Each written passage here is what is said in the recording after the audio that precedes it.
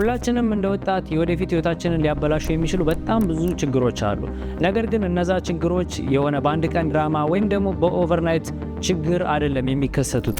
ከዛም በተጨማሪ እኛ ሰነፍ ስለሆንም አይደለም የሚያጋጥመን። እንደውም በጣም በሚገርም ሁኔታ አብዛኞቹ ጠንካራ የሚባሉ ሰዎች ናቸው ከሚፈልጉት ዓላማ ተሰናክለው የሚቀሩት። ያ የሚያሳየን ሰነፍ አለመሆናቸውን ነው። ነገር ግን ለዛው ላይ የሚያበቃን ትልቅ የምንሰራው ስህተት አይደለም። ትንንሽ ልምዶች፣ ትንንሽ አመለካከቶች፣ ትንንሽ አስተሳሰቦች ኦቨርታይም ነው እኛን የሚያጠፉን። ከዚህ ሁሉ ነገር ደግሞ በጣም አስገራሚ የሚያደርገው የሆነ ቦታ መውደቃችን ወይም ደግሞ በጣም ኦቨር መሄዳችን አይደለም፣ ኢን ዘ ሚድል ተንሳፈን መቅረታችን ነው ከብዙ ነገር የሚያሰናክለን። በእርግጠኝነት ብዙ ነገሮችን በትክክል እያደረግን ሊሆን ይችላል። ነገር ግን እነዚህን መጥፎ ልማዶች ቶሎ ብለን ካላስወገድን የወደፊት ህይወታችንን ሳናውቀው በዝምታ ብዙ ነገሮችን ልናበላሽ እንችላለን። ሰላም፣ እንዴት አላችሁ? ለማታውቁ ሰዎች ለአምላክ እባላለሁ። በዚህ ቻናል ከተለያዩ ቦታ ተምሬያቸው የጠቀሙኝንና እናንተን የሚጠቅሟቸዋል ብዬ የማስባቸውን ነገሮች ሼር ስለማደርግላችሁ ሰብስክራይብ ያደረጋችሁ ፋሚሊ ነው። ከሁሉም በፊት በጣም አደገኛ ነው ብዬ ከማስበው አመለካከት ልጀምርላችሁ፣ ግድ የለሽነት። ይህንን አመለካከት በጣም መጥፎ የሚያደርገው ለምን መሰላችሁ? እየወደቃችሁ አይደለም፣ ግን ደግሞ በቂ በሚባል ሁኔታም እየሞከራችሁ አይደለም። ላይክ ስራው ላይ ቦታው ላይ ብትሆኑም በሙሉ ልባችሁ እየሰራችሁ አይደለም። ላይክ ቸልተኛነት የሚታይበት መጥፎ የሚባል ባህሪ ነው። እዚህ ላይ ሁላችንም ራሳችን የሚፎግረው አንድ ነገር አለ። ነገሮች ሲስተካከሉ መስራት እጀምራለሁ። ነገር ግን ነገሮች መስተካከል የሚጀምሩትና መስመሩን እያገኘ ነው የምንመጣው በትክክል ጥርት ያለ የሚመጣልን ያንን ነገር ማድረግ ስንጀምርና መስራት ስንጀምር። በጣም እርግጠኛ ሆኜ የምነግራችሁ ነገር አሁን ባለን አቅም ሙሉ በሙሉ ኦል ኢን ብለን ስራው ላይ ብንገባ ወይ በዛ ነገር ሰክሰስፉል እንሆናለን፣ ካልሆነ ደግሞ ያ ነገር ለኛ እንዳልሆነና ትክክለኛ ዳይሬክሽን ላይ እንዳልሆነ እንረዳበታለን። ያ ምንም ካለማድረግና ቸልተኛ ከመሆን ብዙ ሽጥፍ ይሻላል። ሁለተኛው በእኛ ህይወት ላይ ያን ያክል ጉዳት የሚያደርስ አይመስልንም፣ ነገር ግን ከምናስበው በላይ በጣም ገዳይ የሚባል መጥፎ ልምድ ነው። እሱም ምንድነው? ውሳኔ ማጣት። ይህ ነገር ብዙ ጊዜ የሚያጋጥመን እንዴት መሰላችሁ? ከሚባለው በላይ በጣም እናስባለን፣ በጣም ብዙ ነገሮችን እናቅዳለን። ነገሮች ግልጽ ብለው እስኪታዩን ድረስ የሆነ ነገር ማድረግ አንፈልግም። ነገር ግን እነዛ የምንፈልጋቸው ነገሮች ክሊር ሆነው የሚታዩት የሆነ ሌቭል ድረስ እኛ መጓዝ ስንችል ነው። ያንን ነገር የምናገኘው ክሊር እየሆነን የሚመጣ ሞር በተራመድን ቁጥር ነው። ባለንበት ስታክ አድርገን እንድንቀር የሚያደርገንና ውሳኔ እንዳንወስን የሚያደርገን አንድ ነገር ቢሆን በተሳሳተ መንገድ ቢሄድስ የሚለው ፍራቻ ነው፣ ወይም ደግሞ ሪስክ መፍራታችን። ነገር ግን ባለንበት ተገትረን መቅራታችንም ምርጫ ነው፣ የኛው ምርጫችን ነው። ስለዚህ የትኛው ይሻላናል ብለን ወሰን ነው። እንደውም በእርግጠኝነት እኔን ከጠየቃችሁኝ በጣም ብዙ ጊዜ ከምንወስደው የተሳሳተ መንገድ ይልቅ ባለንበት ስታክ አድርገን መቅራታችን በጣም አደገኛ ነው። ይህንን ስላችሁ በጣም ቀላል ሆኖ አይደለም፣ ይገባኛል። ሪስክ መውሰድ በጣም አስፈሪና አደገኛ ነገር ነው። እኔም ራሴ በጣም ሰፈር ያደረኩበት ፕሮብሌም ነው። በህይወቴ በቃ ሪስክ ቴከር ያልሆንኩ ሰው፣ ሪስክ የሚያስፈራኝ ሰው 5% ሪስክ አለው፣ ነገር ግን 95% ትልቅ ነገር ሪዋርድ ታገኛለህ ብባል ያችን 5% ፈርቼ ነው የሚል ሰው ነበርኩ ረጅም ጊዜ ማለት ነው። ነገር ግን ያ ነገር ከብዙ ነገር አስቀርቶኛል፣ ጎርቶኛል ብዬ የማስበው ነገር ነው። እናንተም ኢንዲሲሽን ውስጥ ውሳኔ አለመወሰን፣ ውሳኔ ማጣት ውስጥ እንድትቆይ የሚያደርጋችሁ ሪስክ ነው። ስለዚህ እሱን ነገር ፌስ ማድረግ አለባችሁ። እኔ ፐርሰናሊ ያጋጠመኝን ነገር ስነግራችሁ ከባድ የሚባሉ ሪስኮችን ወስጄ አውቃለሁ። የመጀመሪያው ዩኒቨርሲቲ ያለው 4ኛ ዓመት ላይ አልመረቅም ብዬ ኮርስ ድሮፕ ያደረኩበት ወቅት ነበረ። ኢማጂን ሙሉ ፋሚሊ በዙሪያ ያሉ ሰዎች በሙሉ ግራጁዌት እንደማድረግ እየጠበቁኝ አልመረቅም ብዬ ድሮፕ አውት ያደረኩበት ጊዜ ነበር። ያ በጣም በህይወቴ በጣም የምፈራውና ትልቅ ሪስክ ወሰድኩበት ብዬ የማስበው ጊዜ ነው። ከዛ ውጭ ደግሞ ቅርብ ጊዜ ዛሬ 7 ወር አካባቢ ፉል ታይም ስቴብል የሆነ ስራዬን 600 ብር ብቻ ይዤ የለቀኩበት ታይም፣ ያ በቃ በሁለቱም ማረዳታቸው ትልቅ ሪስክ የወሰድኩባቸው ጊዜዎች ናቸው። ነገር ግን ገስዋት በህይወቴ በጣም ቆንጆ ሪዛልት አገኘሁበት፣ በጥሩ ሁኔታ ተሸለምኩበት ብዬ የማስባቸው ጊዜዎችም እነዚህ ጊዜዎች ናቸው። እና የአሁኑ አይዲያ አሁን ሪስክን እንዴት መንዳፈር እንደጀመርኩ እንዴት ሪዋርድ እያገኘሁበት እንዳለውና አንድ ቦታ ስታክ አታርጉ። ላይክ ውሳኔ ማጣት በጣም አደገኛ ነገር ነው። ስለዚህ አድቬንቸር ሞክሩ። ጂም ሮን የሚለው አንድ ንግግር አለ።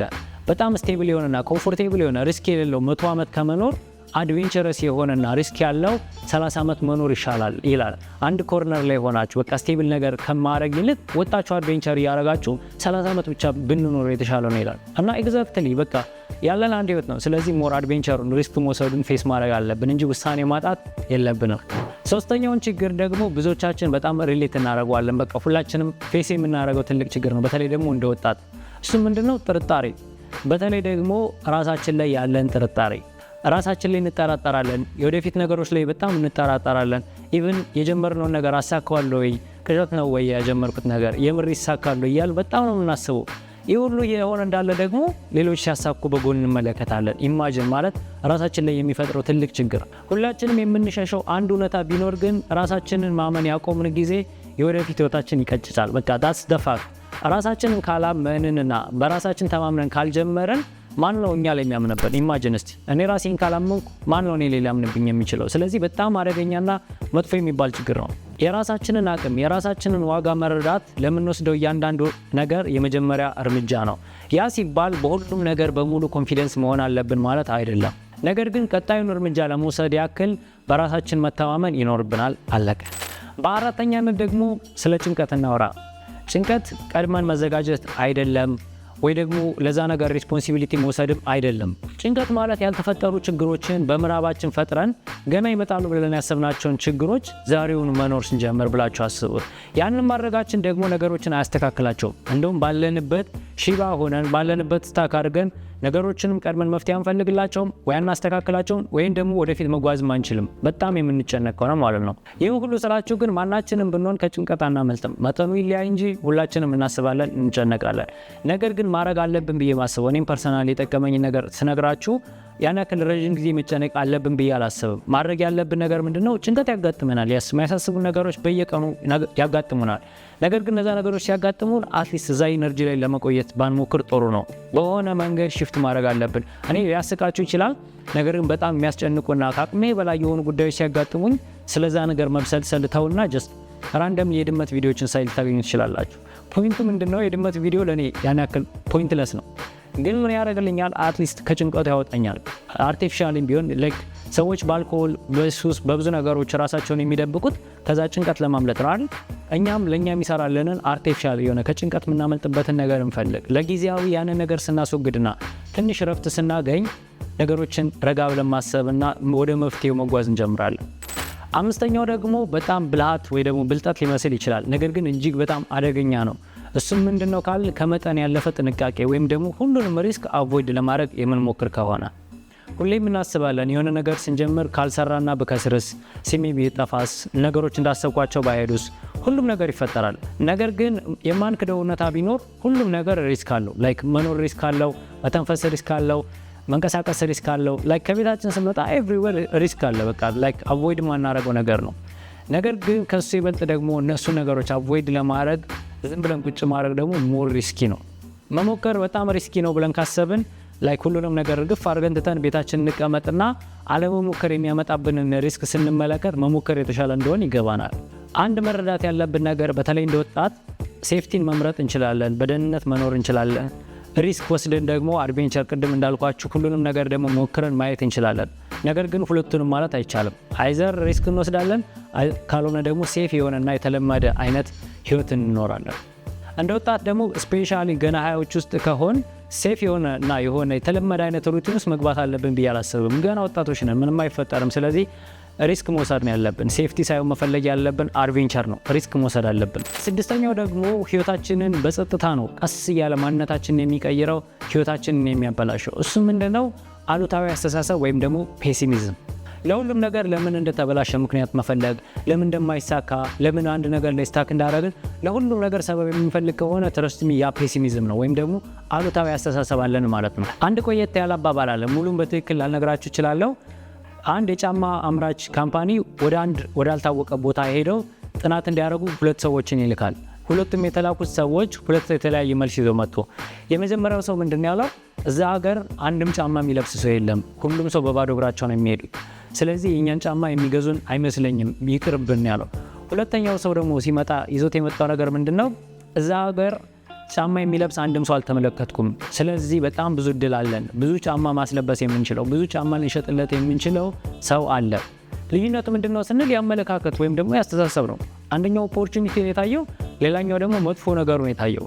ስለዚህ እኛም ህይወታችን የሚመራው ወይም ደግሞ የሚነዳው ነባራዊ ሁኔታ መሬት ላይ ባለው ነገር ብቻ ሳይሆን በአመለካከታችንና ባመነው ልክ ጭምር ነው። አስቡት፣ ነገሮችን ሁልጊዜኛ በፕሮብሌም እናይ ከሆነ ፕሮብሌም ነው፣ በቃ ህይወታችን በሙሉ በችግሮች የተሞላ አድርገን ነው የምንመለከተው።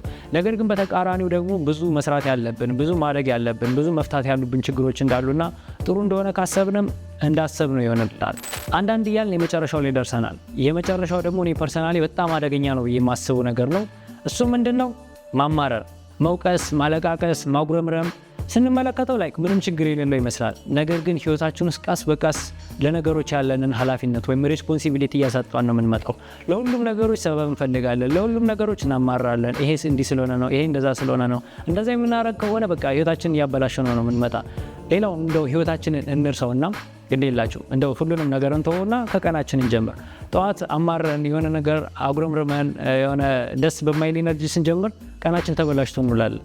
አስቡት፣ አንድ ቀን ነው የተበላሸብን። እሱን ሩቲን ደግሞ ለረጅም ጊዜ ስናስኬደው እንደ ባህሪያችን ስንከተለው ሁልጊዜ የሚያጉረመረመው የሚያለቃቅሰው ሰው ስንሆን ደግሞ ህይወታችን ምን ያክል እንደሚቃወስ ማሰብ ትችላላችሁ።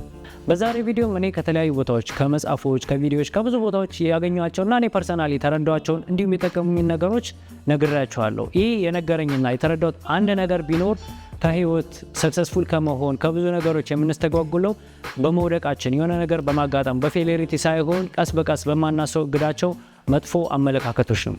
አይሆፕ እናንተም ከዚህ ቪዲዮ አንድ ቁም ነገር እንደወሰዳችሁ ተስፋ አደርጋለሁ። እናንተም ምናልባት የተማራችሁት የወደዳችሁት ወይም ደግሞ እንዲህ ነው ብላችሁ የምታስቡት ማንኛውም ሀሳብ አስተያየት ካለ ኮሜንት ላይ ብታስቀምጡልኝ ደስ ይለኛል። እያነበብኩ መልስላችኋለሁ። በቀጣይ ቆንጆ ቪዲዮ እስከምንገናኝ እንደተለመደው ላይክ፣ ሰብስክራይብ ማድረጋችሁ እንዳትረሱ። ቻው።